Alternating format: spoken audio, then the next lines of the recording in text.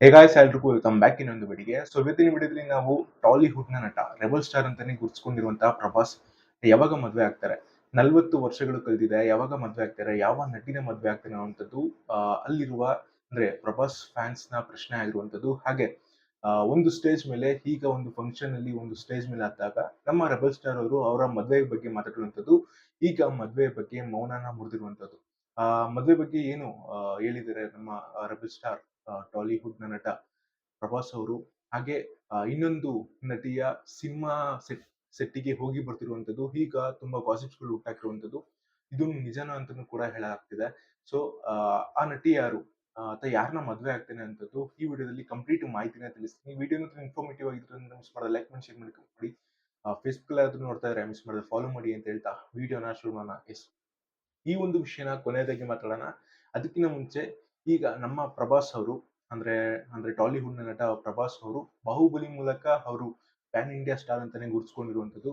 ಆ ಅಂದ್ರೆ ಅವರು ಇದೀಗ ನಮ್ಮ ಒಂಬಾಳೆ ಫಿಲಮ್ಸ್ಗೆ ಕಂಬೈನ್ ಆಗಿರುವಂತದ್ದು, ಅಂದ್ರೆ ಕೊಲಾಬ್ ಆಗಿರುವಂತದ್ದು. 3 ವರ್ಷಗಳ ಕಾಲ ಒಂಬಾಳೆ ಫಿಲಮ್ಸ್ಗೆ ವರ್ಕ್ ಮಾಡೋದಕ್ಕೆ ಸೈನ್ ಮಾಡಿರುವಂತದ್ದು. ಸೊ 2026 ಇಂದ ಹಿಡಿದು 2028 ವರೆಗೂ ನಮ್ಮ ಒಂದು ಒಂಬಳೆ ಫಿಲ್ಮ್ಸ್ ಬ್ಯಾನರ್ ನ ಅಡಿಯಲ್ಲೇ ಅವರ ಎಲ್ಲಾ ಫಿಲ್ಮ್ಸ್ ಗಳು ಬರುವಂತದ್ದು. ಈಗ ಅಫಿಷಿಯಲ್ ಆಗಿ ಒಂದು ತಿಂಗಳಿಂದ ಒಂದು ವಾರಗಳಿಂದ ಹರಿದಾಡ್ತಾ ಇದೆ ಸೋಷಿಯಲ್ ಮೀಡಿಯಾದಲ್ಲಿ. ಸೊ ಈಗ ಮೇನ್ ಮ್ಯಾಟ್ರಿಗೆ ಬಂದ್ಬಿಡೋಣ. ಎಸ್, ಅಂದ್ರೆ ಟಾಲಿವುಡ್ ನ ನಟ ಪ್ರಭಾಸ್ ಯಾವಾಗ ಮದ್ವೆ ಆಗ್ತಾರೆ ಅನ್ನೋದು ಜನಗಳ ಪ್ರಶ್ನೆ ಆಗಿರುತ್ತೆ. ಈ ಹಿಂದೆ ಭಾರಿ ಗಾಸಿಪ್ಸ್ ಗಳು ಆಗ್ತಿತ್ತು. ಏನಪ್ಪಾ ಅಂದ್ರೆ ನಮ್ಮ ಪ್ರಭಾಸ್ ಅವರು ಹಾಗೆ ಬ್ಯೂಟಿ ಕ್ವೀನ್ ಅನುಷ್ಕಾ ಶೆಟ್ಟಿನ ಮದ್ವೆ ಆಗ್ತಾರೆ ಅಂತ ಗಾಸಿಪ್ಸ್ ಗಳು ತುಂಬಾ ಓಡಾಡ್ತಿದ್ವು ಬಾಹುಬಲಿ ಆದ ನಂತರ. ಸೊ ಬಾಹುಬಲಿ ಹಿಂದೆನೂ ಕೂಡ ಈ ಒಂದು ಗಾಸಿಪ್ಸ್ ಗಳು ಕೂಡ ಓಡಾಡ್ತಿದ್ವು.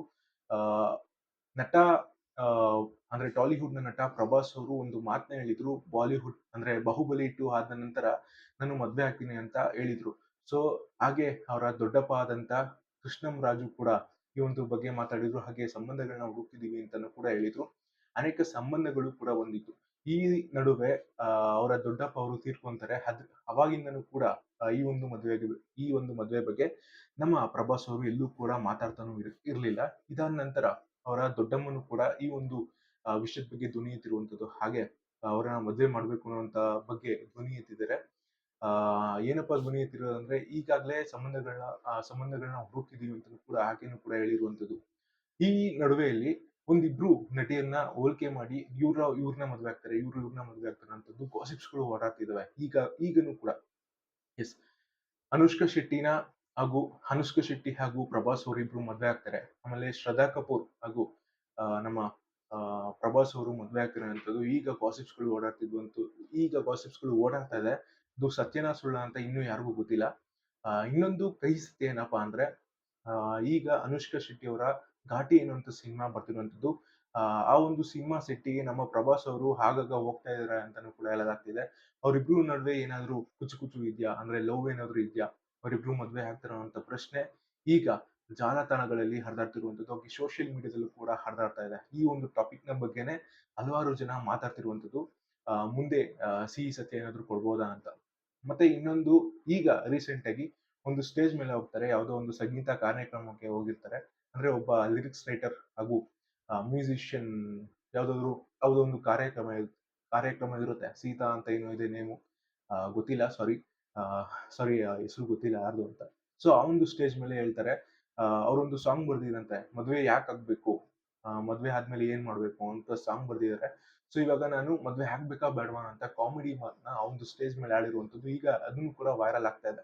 ತುಂಬಾ ವರ್ಷಗಳಾದ ನಂತರ ಪ್ರಭಾಸ್ ಅವರು ಆ ಒಂದು ವಿಷಯದ ಬಗ್ಗೆ ಮಾತಾಡ್ತಿದ್ದಾರೆ ಅಂದ್ರೆ ಏನಾದ್ರು ಇದೆ ಅಂತಾನೂ ಕೂಡ ಹೇಳಲಾಗ್ತಿರುವಂತದ್ದು.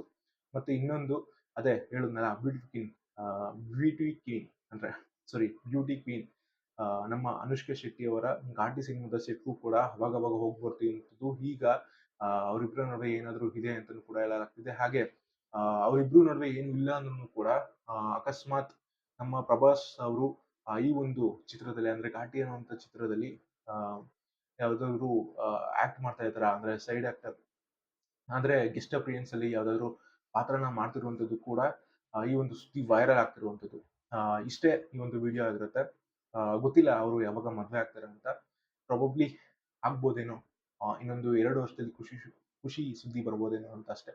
ಮತ್ತೆ ಆ ಈ ಒಂದು 3 ವರ್ಷಗಳ ಕಾಲ ಅವ್ರದ್ದು ಮೂವಿಗಳು ಆಗ್ಲೇ ಬುಕ್ ಆಗ್ಬಿಟ್ಟಿದಾವೆ. ಯಾವ್ದ್ಯಾವ್ದು ಅಂದ್ರೆ ಈಗ ರೀಸೆಂಟ್ ಆಗಿ ಬಂದಂತ ಯಾವುದು ಮೂವಿ ಮೂವಿಲಿ ಕೂಡ ಬ್ಯುಸಿ ಆಗಿದ್ದಾರೆ. ರಾಜಸಾಬ್ ಅನ್ನುವಂಥ ಮೂವಿಲಿ ಕೂಡ ಬ್ಯುಸಿ ಆಗಿರುವಂಥದ್ದು.